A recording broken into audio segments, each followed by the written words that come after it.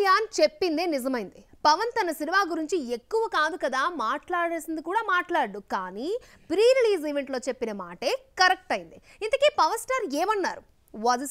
ఓజీకి కావాల్సినంత హైప్ ఉండడంతో మేకర్స్ ముందు నుంచి ప్రమోషన్స్ కి దూరంగా ఉన్నారు. ప్రీ రిలీజ్ ఈవెంట్ పెడితే వర్షం అడ్డుపడడంతో 6 గంటలు ముగించేశారు. సినిమా గురించి పవన్ మాట్లాడుతూ ఓజీకి సుజిత్, తమన్ హీరోలు అన్నాడు. సినిమా రిలీజ్ తర్వాత పవన్ చెప్పిందే నిజమైంది. ఓజీ సినిమా గురించి ఎలాంటి రివ్యూ వచ్చినా ముందుగా Sujeeth stylish making, Thaman BGM పై ప్రశంసలు ఉండాల్సిందే. పవన్ స్వాగ్ కి తమన్ తన మ్యూజిక్ తో ఇచ్చిన హైప్ అంతా ఇంత కాదు. సినిమాను బ్యాక్ గ్రౌండ్ స్కోర్ తో నిలబెట్టొచ్చు అన్నదానికి బెస్ట్ ఎగ్జాంపుల్ గా నిలిచింది ఓజీ. సుజిత్ స్టోరీ చెప్పినప్పటి నుంచి ఓజీపై కాన్ఫిడెన్స్ తో ఉన్నాడు తమన్. దర్శకుడికి ధైర్యం సడలిన భరోసానిచ్చాడు. ఇదే నమ్మకంతో ప్రీ రిలీజ్ ఈవెంట్ లో మీసం మెలేసి రివ్యూ ఇచ్చాడు తమన్. ఉత్తర అమెరికా ప్రీమియర్స్ 3 మిలియన్ మార్కు దాటింది. ప్రపంచవ్యాప్తంగా ఫస్ట్ డే రికార్డు స్థాయి వసూలు వస్తోందని అంచనా వేస్తున్నారు. అందులోనూ దసరా హాలిడేస్ ఓజీకి కలిసి రానుంది. బాలయ్యకు వరుసగా 4 హిట్స్ ఇవ్వడంతో నందమూరి ఫ్యాన్స్ తమన్ని ఓన్ చేసుకుని నందమూరి తమన్ అని పిలుచుకున్నారు. ఓజీ ఇచ్చిన బ్యాక్గ్రౌండ్ స్కోర్ కు మెగా ఫ్యాన్స్ తమన్ కళ్యాణ్ అంటున్నారు. ఇప్పుడు దసరా పండగకి కొత్త సినిమాలు పూజా కార్యక్రమాలతో మొదలవుతాయి. మంచి రోజు కావడంతో కొత్త ప్రాజెక్టులని ప్రకటిస్తారు. అయితే రిలీజ్ వాయిదా పడిన 2 సినిమాల విడుదల తేదీలని అనౌన్స్ చేయనున్నారట. అవేంటో చూద్దాం.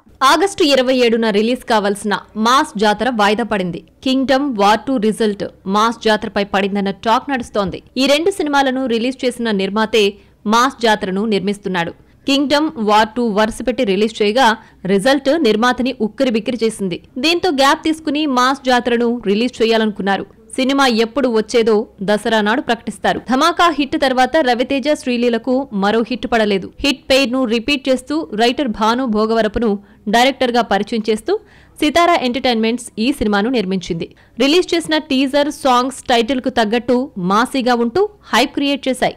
సెప్టెంబర్ 25న రావాల్సిన అఖండ 2 వాయిదా పడినా డిసెంబర్ 5న వస్తుందని బాలయ్య ఇప్పటికే 2 సార్లు చెప్పేశాడు. అయితే దసరా నాడు అఫీషియల్ గా ప్రకటిద్దామన్న ప్లాన్ లో నిర్మాతలున్నారు. పండగ నాడు ఏదో ఒక అప్డేట్ ఇవ్వాల్సి రావడంతో రిలీజ్ డేట్ పోస్టర్ ను రెడీ చేస్తున్నారట. అదృష్టం అంటే వాళ్ళదే. లక్ ఎలా ఉంటుందో వాళ్ళని చూస్తే సరిపోతుంది. ఎన్ని ఫ్లాపులు పడినా క్రేజ్ ఏమాత్రం తగ్గడం లేదు. సూపర్ క్రేజ్ ఉన్న హీరోయిన్సే ఫ్లాపుల్లో ఉన్న చేతి నిండా సినిమాలున్నాయి.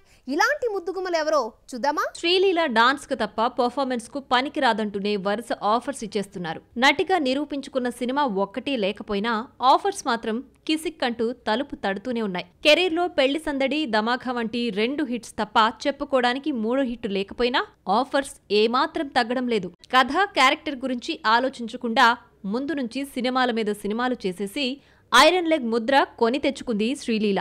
పుష్ప 2లో కిసిక్కు పుణ్యమా అని మళ్లీ గాడిలో పడిందనుకుంటే రాబిన్ హుడ్ ఫ్లాప్ అయింది. కన్నడ సినిమా జూనియర్తో మరో ఫ్లాప్ చూసింది. భగవంత్ కేసరి హిట్ తర్వాత వరుసగా ఇది 5వ ఫ్లాప్. శ్రీలీల బాగా డాన్స్ చేస్తుంది, ఎనర్జెటిక్ గా కనిపిస్తుంది. శ్రీలీలలో ఉన్న పాజిటివ్స్ ఈ 2 మాత్రమే. పర్ఫార్మర్ అనిపించుకోకపోయినా ఇంతకాలం కాస్తో గొప్పో అందంతో నెట్టుకొచ్చింది. బాలీవుడ్ కు వెళ్లిన తర్వాత 0 ప్యాక్ మోజులో పడి మరీ సన్నగా, ఫేస్ లో కళ, కాంతి లేకుండా తయారైంది. అయితే అదృష్టం శ్రీలీలను వెంటుండి నడిపిస్తోందనుకుంటా. తెలుగులో మాస్ జాతర, ఉస్తాద్ భగత్ సింగ్, తమిళంలో శివకార్తికేయన్ మూవీ, హిందీలో 2 సినిమాలతో కెరీర్ ను బిజీగా గడిపేస్తోంది. మిస్టర్ బచ్చన్ ఫ్లాప్ అయినా హీరోయిన్ భాగ్యశ్రీ బోర్సే హిట్ అయింది. ఫ్లాప్ గురించి పట్టించుకోకుండా ఈ అమ్మడి గ్లామర్ కు టాలీవుడ్ ఫిదా అయిపోయింది. వరుసగా 4 ఛాన్సులు ఇచ్చింది. భాగ్యశ్రీ ఎన్నో ఆశలు పెట్టుకున్న 2వ సినిమా కింగ్డమ్ కూడా నిరాశపరిచింది.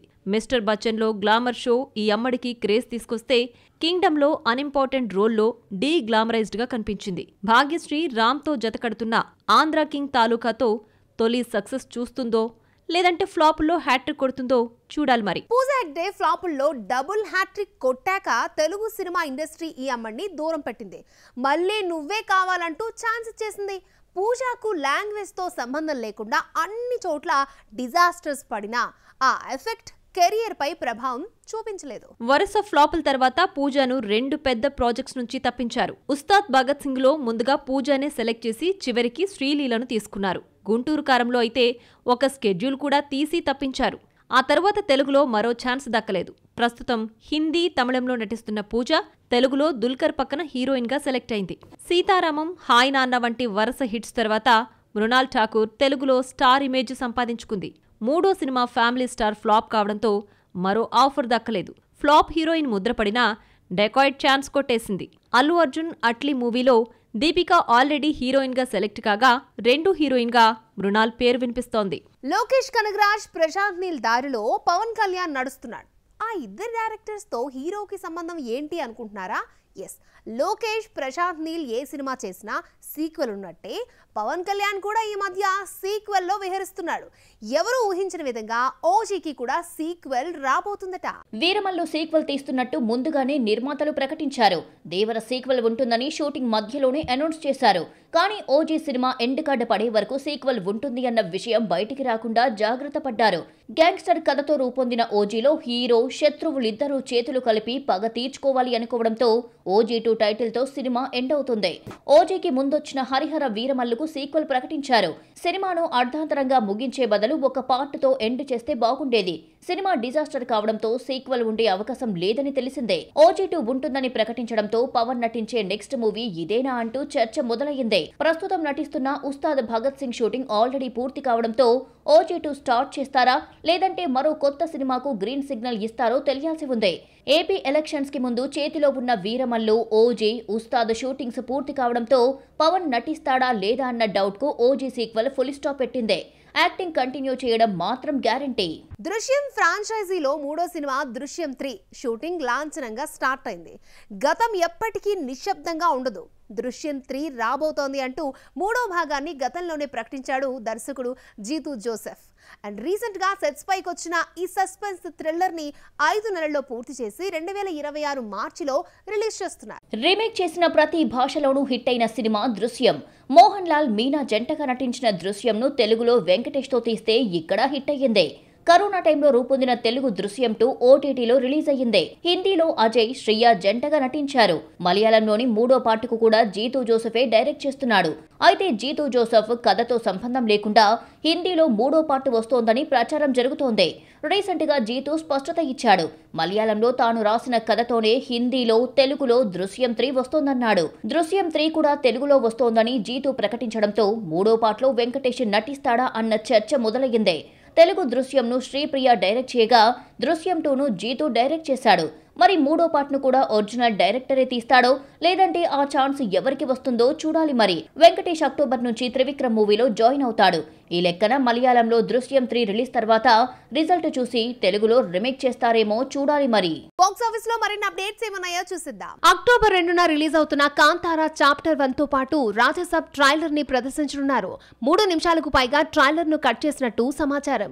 ప్రభాస్, మారుతి కాంబోలో రూపొందుతున్న ఈ హారర్ కామెడీ జనవరి 9న థియేటర్స్ లోకి వస్తోంది. ధనుష్, నిత్యా మేనన్ జంటగా రూపొందిన ఇడ్లీ కడాయ్ తెలుగులో ఇడ్లీ కొట్టు పేరుతో అక్టోబర్ 1న రిలీజ్ అవుతోంది. సెన్సార్ పూర్తి చేసుకుని యూ సర్టిఫికేట్ అందుకున్న ఈ చిత్రం 2 గంటల 27 నిమిషాల రన్ టైమ్ తో వస్తోంది. మేము ఫేమస్ సుమంత్, ప్రభాస్, నిధి ప్రదీప్ జంటగా నటిస్తున్న లవ్ స్టోరీ గోదారి గట్టు మీద మూవీని ఫస్ట్ బ్రీజ్ వీడియో పేరుతో హీరో హీరోయిన్స్ ని పరిచయం చేశారు.